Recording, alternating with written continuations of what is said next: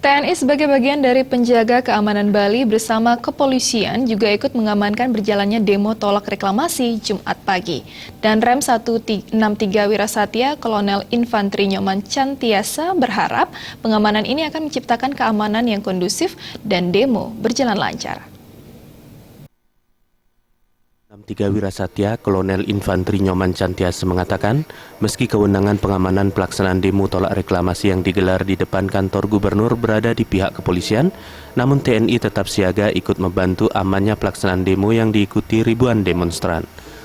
Kolonel Infantri Nyoman Cantiasa menambahkan, semua aspirasi masyarakat harus segera diatensi pemerintah agar tidak berlarut-larutnya masalah di Bali yang kapan saja bisa mengganggu keamanan Bali.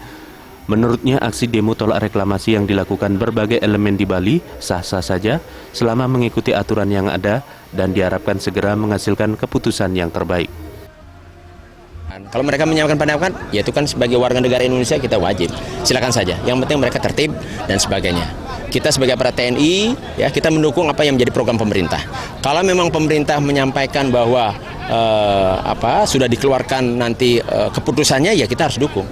Kita nggak bisa bertentangan dengan pemerintah, ya. Nah makanya hal-hal yang menyangkut mungkin tidak bagus komunikasi, mungkin ada hal lain itu mungkin perlu disampaikan ke pemerintah daerah. Ya kalau kita kan perkeamanan hanya menjaga keamanan situasi agar situasi tetap damai sehingga masyarakat kita jangan sampai terganggu mereka bekerja. Dari pantauan tim liputan, sejumlah anggota TNI telah berjaga sejak pagi untuk mengamankan pelaksanaan demo masyarakat Bali yang menolak reklamasi di Teluk Benua.